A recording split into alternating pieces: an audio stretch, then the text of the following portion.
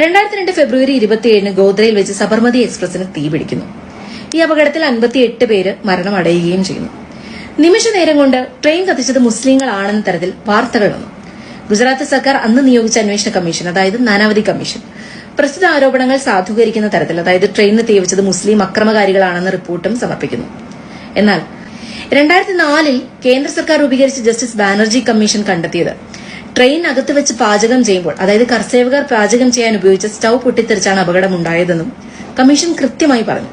Justice V R കൃഷ്ണയ്യരുടെ നേതൃത്വത്തിലുള്ള concern citizen tribunal കണ്ടെത്തിയത് train കത്തിക്കൽ മുസ്ലിങ്ങൾ നടത്തിയ ആക്രമണമായിരുന്നില്ല എന്ന് മാത്രമല്ല, ഗുജറാത്ത് കലാപത്തിന് അന്നത്തെ സർക്കാർ സംവിധാനങ്ങൾ സൌകര്യം ചെയ്തു കൊടുത്തു എന്നുകൂടിയാണ്. 1996-97 കാലത്ത് ഗുജറാത്ത് മുഖ്യമന്ത്രിയായിരുന്ന ശങ്കർ സിംഗ് വഗേല ഔട്ട്ലുക്ക് മാഗസിന് നൽകിയ അഭിമുഖത്തിൽ ഗോദ്ര ട്രെയിൻ തീവയ്പ്പിന് പിന്നിൽ ഹിന്ദുത്വവാദികളുടെ കൈകൾ തന്നെയാണെന്ന് ആരോപിച്ചു.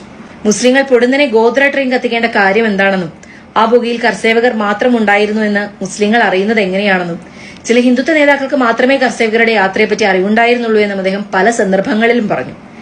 ഈ സന്ദർഭത്തെക്കുറിച്ച് ഏറെ ശ്രദ്ധേയമായ മറ്റൊരു കാര്യം ഫോറൻസിക് ലബോറട്ടറി റിപ്പോർട്ട് തന്നെയാണ്. 3/5/2002 സംഭവം സന്ദർശിച്ച ശേഷമാണ് ഒരു സംഘം വിദഗ്ധർ തങ്ങളുടെ നിഗമനത്തിലെത്തുന്നത്.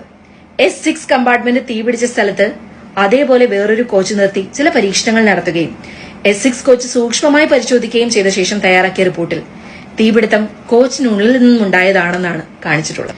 ഭൂമിയിൽ നിന്നും 7 അടി പൊക്കത്തിലുള്ള ജനാലകൾ വഴി ബക്കറ്റുകളും കന്നാസുകളും ഉപയോഗിച്ച് വെള്ളം കോരിയൊഴിക്കാൻ നടത്തിയ പരീക്ഷണങ്ങളിൽ ഏതാണ്ട് 15% മാത്രമാണ് ഉള്ളിലേക്ക് കടത്തിവിടാനായുള്ളൂ. ബാക്കി മുഴുവനും കോച്ചിന്റെ ഇരുവശങ്ങളിലും നിലത്ത് തൂവിപ്പോവുകയായിരുന്നു.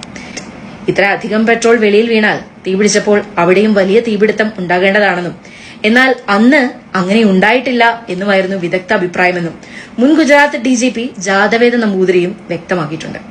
2007 തെഹൽക്ക നടത്തിയ അന്വേഷണത്തിലും ട്രെയിൻ തീവയ്പ്പിലെ ഗൂഢാലോചന പുറത്തുവന്നു. ഗോദ്ര ട്രെയിൻ കത്തിക്കൽ പ്രോസിക്യൂഷൻ ഹാജരാക്കിയ തെളിവുകളും സാക്ഷികളും കെട്ടിച്ചമച്ചതായിരുന്നു എന്ന അവരുടെ ഒളിക്യാമറ അന്വേഷണം പുറത്തുകൊണ്ടുവന്നു. ഗോദ്രയിലെ ട്രെയിൻ തീവയ്പ്പിന് പിന്നിൽ മുസ്ലിങ്ങളായിരുന്നു എന്ന സംഘപരിവാറിന്റെ വാദത്തെ ഇത് പൊളിച്ചു.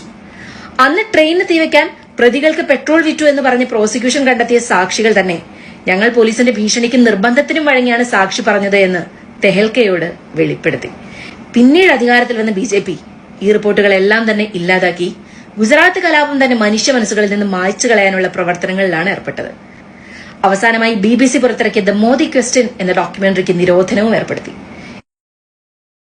ചിലർ ചരിത്രത്തെ അപനിർമ്മിക്കുമ്പോൾ വസ്തുതകൾ വെച്ചുകൊണ്ട് ചരിത്രത്തെ ഓർത്തെടുക്കുക എന്നത് ഒരു സമരമാണ്. ആ സമരത്തിൽ നമ്മൾ ഏർപ്പെടേണ്ടതുണ്ട്.